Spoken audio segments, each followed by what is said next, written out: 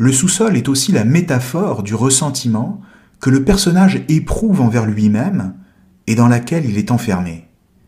Et cette métaphore est plutôt bien choisie, car si l'on imagine un sous-sol, on se représente tout de suite un endroit mal éclairé, désert, et qui sent plus ou moins le moisi. Eh bien, c'est exactement l'univers mental du narrateur, végétant dans sa haine et sa rancœur, développant des maladies par la bile qu'il produit, et qui s'y complaît tout en accusant les autres de les avoir causées. Le narrateur est persuadé qu'il est supérieur aux autres, en particulier ses collègues de bureau. Il se voit comme un héros de roman, et quand il est seul, chez lui, il s'imagine faire des choses extraordinaires, qu'il est au centre de toutes les attentions et qu'il est l'objet de l'admiration de tous. En clair, il se fait ses films. Mais quand il sort de chez lui, il est littéralement incapable de tenir tête à quiconque. Il est craintif et faible. Du coup, les gens ne le respectent pas et se moquent de lui. La blessure qu'il ressent dans son amour-propre attise alors sa haine, et dans le même temps, comme il est conscient d'être faible, il se déteste lui-même, parce qu'il sait que leur mépris est justifié. Alors, tout lui semble dérisoire, à commencer par sa propre personne. Dans le même temps, pour ses collègues de bureau, c'est exactement le contraire. Ils se sentent importants et indispensables. Comprenons que ce qui fait la différence entre le narrateur et les autres, c'est qu'il est conscient d'être un personnage dérisoire et pathétique. Il est parfaitement conscient de son propre ridicule, et c'est précisément ce qu'il fait souffrir et qu'il renvoie au désespoir, comme si la pire chose qui lui était arrivée était sa propre conscience, car elle lui rend visible son impuissance et le conduit à se haïr lui-même.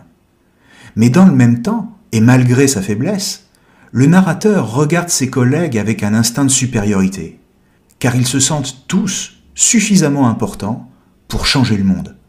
Et c'est pourquoi il les déteste. Il faut se pencher sur la seconde partie du roman, parce que c'est là que le personnage raconte les événements qui l'ont conduit à vivre dans un sous-sol. Et il faut s'y arrêter un instant, car ce récit relève d'une certaine drôlerie. En l'occurrence, il raconte comment, un soir, dans une salle de billard, un officier le prend des deux mains, le soulève et le repose plus loin pour l'écarter de son chemin. Ce geste de l'officier, exécuté sans la moindre forme de politesse envers le narrateur, mais sans haine non plus, juste dans le but de pouvoir se déplacer autour du billard, comme s'il déplaçait un objet, va tourner à l'obsession chez le narrateur. Celui-ci se sent profondément blessé, atteint dans sa dignité, et à partir de là, il ne va plus penser qu'à se venger.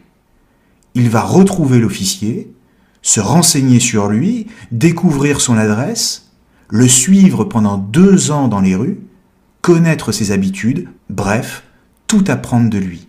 Pendant tout ce temps, il rêve d'une vengeance très littéraire, c'est-à-dire comme dans les romans, avec un duel au pistolet qui lui permettrait de montrer à quel point il est courageux.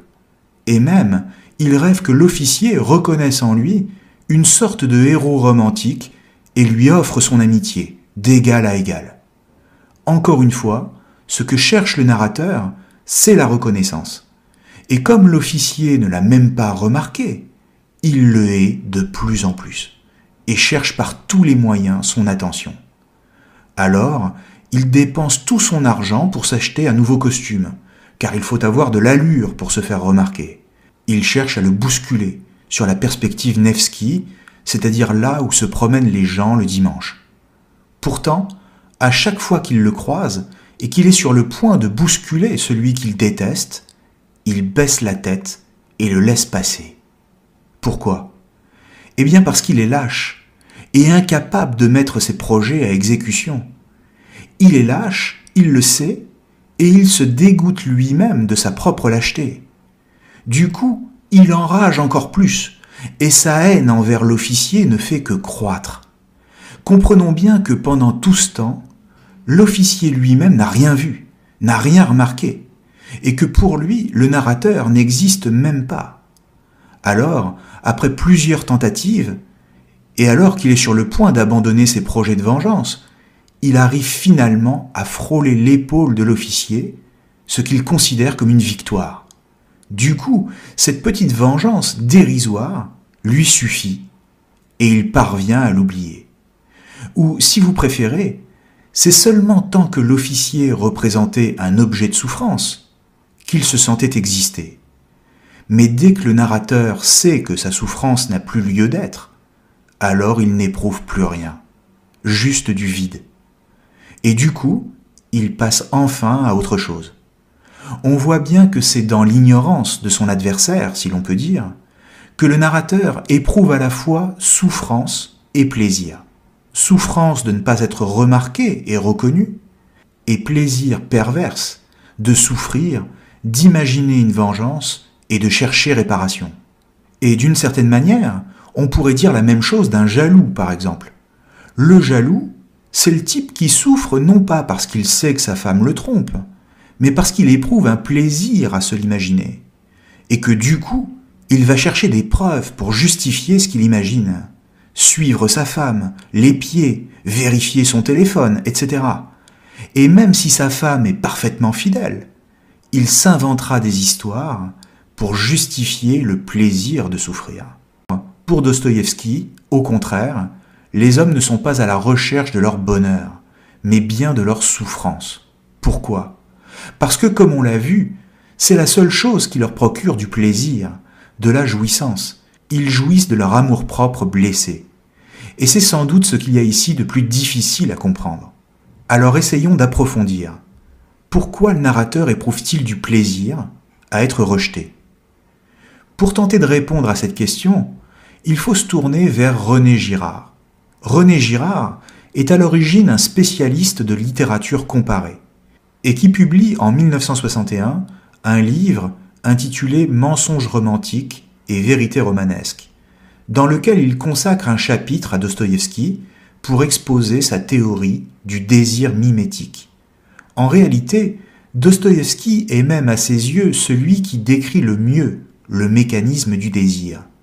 Et cette théorie sur le désir humain est très simple, et on peut la résumer en quelques mots. On désire toujours ce qui est déjà désiré par d'autres. C'est leur désir à eux qui rend la chose désirable. En clair, si le désir est mimétique, c'est parce que l'on mime le désir des autres, et donc que l'on désire ce qu'ils désirent. Et en effet, on pourrait se demander si on peut jamais désirer quoi que ce soit qui n'est désiré par personne. C'est une vraie question. Or, si l'on désire la même chose que les autres, par exemple, si on désire la même personne, ou le même poste professionnel, ou ce que vous voudrez, qu'est-ce qu'il va se passer logiquement ? La réponse, c'est la rivalité, l'affrontement, et presque toujours la haine. Car une rivalité saine, c'est presque une contradiction dans les termes. À partir de là, c'est-à-dire à partir du moment où chacun désire la même chose, chacun devient un obstacle, qui nous barre le passage vers l'objet de notre désir. Notre rival devient alors une obsession, au point de ne plus penser qu'à lui. D'une certaine manière, on oublie même l'objet de notre désir lui-même, car celui-ci devient secondaire, et ce qui compte, c'est le rival, parce que c'est lui qui donne un sens à notre vie, c'est lui qui fait qu'on existe. Et même, la pire chose qui pourrait nous arriver, c'est de perdre ce rival, parce que du coup, tout deviendrait trop facile et sans intérêt. Et ainsi, le rival, c'est-à-dire l'obstacle, devient à la fois celui que l'on déteste et celui qui nous fascine. Et c'est pour ça que le narrateur est fasciné, attiré comme un aimant par tous ceux qui le rejettent et qui se moquent de lui. C'est pour cette raison qu'il est obsédé par l'officier dont il cherche à se venger, mais dont il rêverait de devenir l'ami.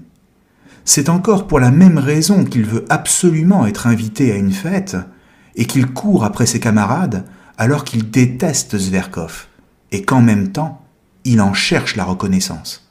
Et enfin, c'est ce qui explique qu'il rejette la petite Lisa, c'est-à-dire parce que personne ne veut d'elle, et donc qu'il n'y a pas d'obstacle pour l'obtenir. Et encore une fois, on pourrait se demander ce que vaut vraiment une histoire d'amour sans obstacle, c'est-à-dire s'il n'y a ni rival, ni rien pour la rendre intéressante. Une telle histoire se terminerait assurément par l'ennui, ce qui est pire qu'un rival, car l'ennui signe la disparition du désir. D'une certaine manière, Dostoïevski permet de comprendre qu'un amour véritable exige un oubli pur et simple de soi-même, un abandon, et cela quel qu'en soit le prix, à commencer d'arrêter de jouer à être un personnage de roman, et donc de cesser de se haïr si on n'en est pas un, ce qui est impossible pour le narrateur. C'est ce que celui-ci explique après avoir rejeté la jeune Lisa en l'humiliant, et qu'il tente de lui courir après dans la rue. Mais il est trop tard, et de toute façon, même s'il l'avait rattrapé, il aurait été incapable d'assumer une telle prise de risque. C'est donc sur la lecture de ces quelques lignes, magnifiques, que je vous laisserai aujourd'hui. Le texte est situé dans les toutes dernières pages du roman, et elles décrivent le moment où il s'élance à la poursuite de la jeune femme. Un instant plus tard, comme un fou, j'étais en train de m'habiller, je me mettais sur le dos ce que je trouvais, à la hâte, et je courais à sa poursuite. Elle n'avait pas eu le temps de faire 200 pas quand je me retrouvais sur le trottoir. Tout était calme, la neige tombait à gros flocons, presque en ligne droite. Elle couvrait d'un coussin le trottoir et la rue déserte. Pas un passant, aucun bruit. Les réverbères clignaient, moroses et inutiles. Je courus quelques 200 pas jusqu'au carrefour et je m'arrêtai. Où est-ce qu'elle est partie ? Pourquoi je lui cours après ? Pourquoi ? Tomber devant elle, sangloter de remords, lui embrasser les pieds, implorer son pardon ? C'était cela que je voulais. Toute ma poitrine se déchirait. Jamais je ne repenserai à cette minute avec indifférence. Mais pourquoi ? Me dis-je soudain. Ne vais-je pas la haïr peut-être dès demain pour cette raison même qu'aujourd'hui je lui ai embrassé les pieds ? Est-ce que je lui donnerai le bonheur ? Je restais là, dans la neige, scrutant cette obscurité trouble. Je pensais à tout cela. Ne serait-il pas mieux, oui, ne serait-il pas mieux, fantasmai-je, une fois rentré chez moi, pour étouffer avec mes fantaisies la douleur bien vivante dans ma poitrine ? Ne serait-il pas mieux qu'elle emporte avec elle maintenant, pour toujours, son humiliation ? L'humiliation, mais c'est une purification. C'est la conscience la plus amère, la plus douloureuse. Dès demain, je lui aurais souillé l'âme à mon contact. Maintenant, l'humiliation en elle, elle ne mourra jamais. Et l'ordure qui l'attend aura beau être sale, l'humiliation l'élèvera et la purifiera par la haine, peut-être, et le pardon. Encore que, est-ce que ça sera plus facile pour elle ? C'est vrai pourtant.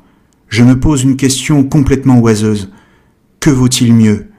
Un bonheur bon marché ? Ou une souffrance qui coûte cher ? Non mais, que vaut-il mieux ?